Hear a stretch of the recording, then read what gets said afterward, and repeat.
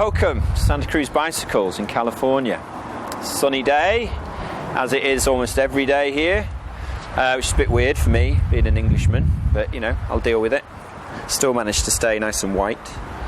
So yeah, this is the new place. Well, it's kind of new. We were here a year ago, we moved in. So we've got a lot of space to play with, so we do like various open evenings and stuff like that. So next week we've got Juliana doing like a bike night where they're having an interview with Vanessa Hoswold, who is one of our ambassadors. And then more importantly, first Friday, we're opening tonight as like a public opportunity for people to just go and walk around, check out the showroom. We think people are coming for that, but they're probably just coming for that.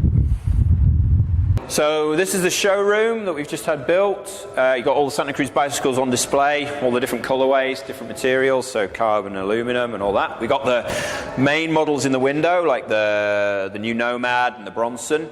But we've also got a stand dedicated to Juliana Bikes as well. Obviously that's a range that we launched midway through last year, and it's been gaining loads of momentum. It's gone down really well, and we've got a whole bunch of new models coming in the next few months as well, so that's going pretty good. So here we are at the Syndicate part of the showroom. This is our kind of little area dedicated to those guys who go out every other weekend in the summer and race the World Cups.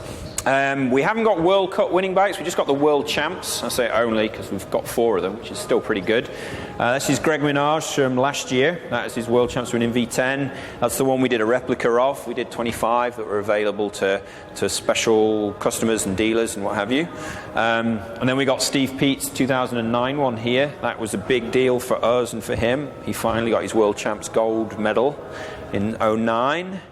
If you go around the corner, first ever World Champs on a V10 was actually Josh Bryceland. He won the Junior World Champs in 2008, so that's his bike. And then that's Greg Minnaar's 2012 bike. So he's won 2 World Championships back to back. Fingers crossed that he does the hat trick this year. Obviously, fingers crossed that Josh and Steve have a good go as well. But, you know, be good for Greg.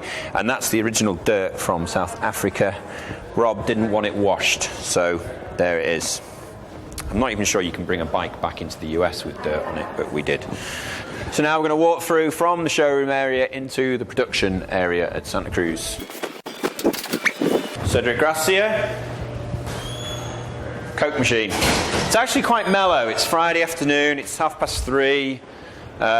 You know, things are kind of winding down a little bit here now, but yeah, this is the main production area at Santa Cruz Bikes. So this is where all the products, all the frames, all the kits, all that comes into here, and we still hand assemble everything. So every bike that you order is basically hand assembled here as per the pick list, and I'll show you how that works now. So this is how the bike build process starts at Santa Cruz. It starts with one of these trolleys or carts. What do you call them, John? Carts. Carts. We call them carts over here. And basically it starts with a pick list, so all the components and parts of the bike are specified here. And then a gentleman like John goes around, and it's like a supermarket. You just cruise about and put everything on that corresponds to the list. We've basically had to build these ourselves, so these were actually built by our engineering department. The very same people who build our test mules and stuff like that actually built these as well, so that they're completely specific to what we needed here at Santa Cruz. So you'll see there's like little guides on where to put the headset, where to put the manuals, front derailleur, rear derailleur, grip stem, fork goes on here. These are all custom built by us. So yeah, it's custom right down to the cars. So basically this is the part where we assemble the frames themselves. We've got the front triangle, and the swing arm is put together with all the hardware, the links. We also install the shock at this point. And then once that's done, we go and put it away in one of the slots over there, ready for the cart that will go around and pick it along with everything else. Okay, so this is the warehouse here at Santa Cruz. Everything comes into here first and is done all the usual inventory checks and logs and what have you. So we get, you know, the front triangles, the swing arms, we get all the components, Shimano, SRAM, wheels, everything like that. It all comes in individual pieces, even the wheels. So we just get those in as rims and hubs and spokes, and then they're hand assembled. So I'll show you where that's done now.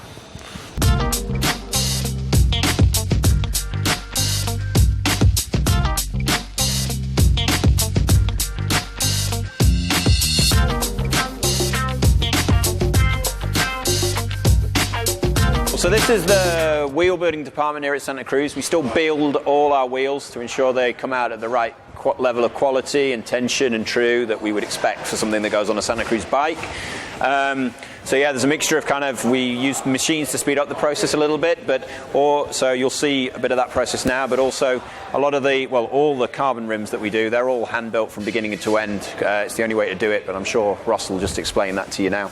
So yeah, we build carbon rims. Our Envy wheels are all hand built. Essentially they have to be because the nipples are interior to the rim, so we have to stick a tool in there.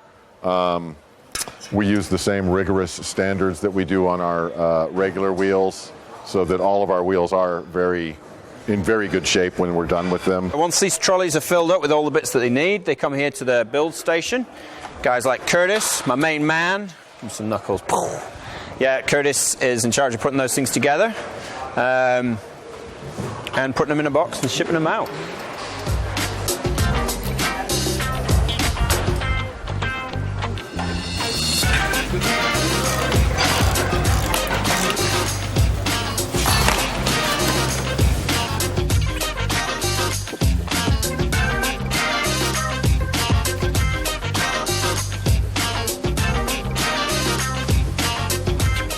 Where's Speed Bump? Where's Speed Bump? Yeah, he's here. All right. Here at Santa Cruz Bicycles, the last step on the production line is a pre-approval of Awesomeness for every bike that we ship. And Speed Bump here. Oh, are we gonna go for distance?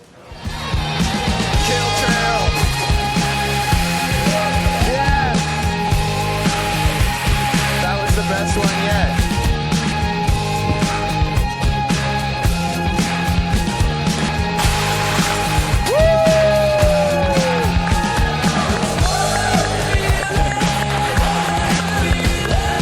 Back to work. Right, so taking you through to the testing and development and all that kind of prototyping area that we have at Santa Cruz.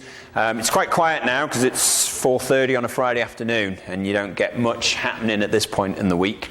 But basically what we got here is this is where we assemble the bikes that we're like kind of test bikes or mules or anything that's a special case, something that is not a production bike basically. And through here we got the area where the bikes are tested. So we've got various tests that take place, all of which has been kind of well documented over the years, but various jigs here that are designed to do repetitive strain testing and what have you. And then we've got the famous impact test machine, which is not running at the moment. Like I said, those guys aren't here at the moment, but you've probably seen that in similar guys at the old place. We used to have a great big wooden pole, an old telegraph pole that they dropped the weights down onto the frames, and it was kind of a quirky thing that was designed specifically for that factory, but they've actually replicated it here. So this replicates all the testing we used to do at Bronson Street, but in a kind of slightly more controlled fashion than it was done before. So we're down in the workshop. This is where all the prototyping of the bikes happens before anything goes into production. They've pretty much got everything they need down here to produce a test mule, and the test mule is the name that we give to the bikes before they go into production. It's where they test out all the different options in terms of pivot location, geometry, what have you. This is an example of the early 5010, which was at that time called Solo, so it's still written on the top tube there, and that will have been a test bike. I think that went up to Whistler, got ridden by various people, and that is the version that ended up going into production. But something that didn't go into production, which is pretty interesting, is this version of the Nomad. So the version you see at the moment, the one in all those bright spangly aqua and pink colours, that you will have noticed has got the shock mounted to the upper link. But this was a test mule that they tried with the shock mounted on the lower link. So this was done pretty much like a V10 style design. The idea being with that they wanted kind of a V10 DH shock rate type of performance, but they wanted to add in the flexibility of a adjustable seat post height.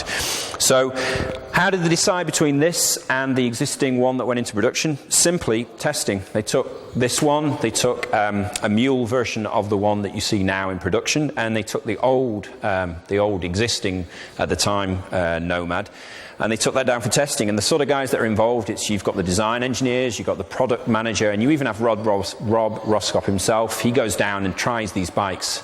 All these bikes are kind of close to his heart, whether it's a tall boy or a DH bike like a V10. And he was super involved in this project. And literally, those guys tested the bikes back to back to see which ones would work out best. And the consensus was that the upper link mounted shock was the bike that had the best bump performance, and so that's what went into production. So here's what could have been and would have been had it been preferred by the guys. So here we are, we're upstairs now just above the factory. This is where all the offices are. We used to be called carpet walkers, but now we're kind of polished concrete walkers. So you've got marketing department, you've got design and engineering, we've got Rob Roscop's office right here, in fact. You've got finance back there. Basically all the computer, the desk jockeys are up here. And it's pretty good. I'd love to give you a proper look around, but there is so much stuff stuck to the walls and so many things that are in the pipeline that I don't have enough time to go and pull it all off the wall. So you'll just have to sit tight and see what happens later in the year. Right, so this is the secret room, and this is kind of so secret that I've got to go in there first and check that there's nothing in here that you guys shouldn't see. So give me 30 seconds. Right, I think we're safe. So this is where all the Syndicate bikes, so that's everything from their actual race bikes to their prototypes to their test bikes to whatever else we throw at them. This is where it all comes, because our in-house mechanic and Syndicate race mechanic Doug Hatfield works out of here. So you'll see we've got all sorts of stuff from custom saddles for Greg, Steve, Josh. Some of Cedric Gracia's stuff's in here as well. But you see how we get all the forks in. They're all specifically built for each rider. So you'll have Syndicate on them. Often they'll have an indication to say whether it belongs to Steve. So here you go. You've got Syndicate fork, Peat. So there's Minnaars. So we get all this stuff in. Bryceland's. Should probably do something to Bryceland's. I owe him a few practical jokes. But there's Iago Gary as well, one of our new riders, Spanish guy, flying in the Nomad video. He's pretty rad. But so not only do we have loads of new stuff in here, but we also have a load of old stuff. So you'll see old race bikes, some absolute classics. One of my favourites up there is Bruno Zanchi's old bike. Somebody who's more knowledgeable than I can tell you what year that's from. But that's an old, an old Super 8. But there's all sorts of stuff like that littered around. It's a proper little Aladdin's cave. So normally Doug keeps it in a little bit better shape than this. He's in the middle of doing stuff, so he'd be embarrassed to see it with all this stuff lying around. But this is Syndicate land. Yeah, so Doug Hatfield, our race mechanic, he's been on the World Cup circuit for as long as I can remember. I must be like getting on for 15, 20 years now. And he travels to every race, but he's also here at the beginning of the season setting up all the bikes. He doesn't just work on the V10s, he works on the Nomads, the Bronsons, the Jackals. Anything the Syndicate ride gets assembled here by Doug first and checked over.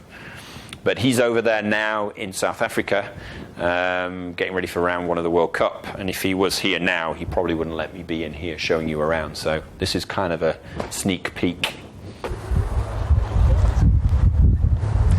So yeah, that was Santa Cruz Bicycles. Well, that is Santa Cruz Bicycles. Hopefully it still is Santa Cruz Bicycles when you watch this.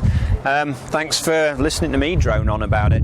Hope to see you at some of the races and out on the trails and all that sort of stuff. See ya. You're going to have to get me fixing my flies. That'll be the opening scene. My busted flies. Don't buy California jeans. It's the moral to this story. Long ago, long before I joined Santa Cruz, these guys used to have time on their hands. People had spare time here. And that's when things like this used to happen. So this is the V10 Dumb, which is effectively the only V10 tandem in existence. So there's some nice details like the angle grinded off. Oh, that looks like I'm pissing. I didn't even know I had any beer to spill, for fuck's sake. When you have a fixed gear, what this runs is a fixed gear to this jack shaft, which are chopped off cranks with grain gears, that then goes onto a Hammerschmidt. So the coasting is actually handled by the Hammerschmidt itself. Because it's always turning the chain. There you go. You're getting it done. Just help me to turn this off and stop having fucking texting me. I could fucking kill. It's all. Leave me the fuck alone. The machine shop. Okay, got it.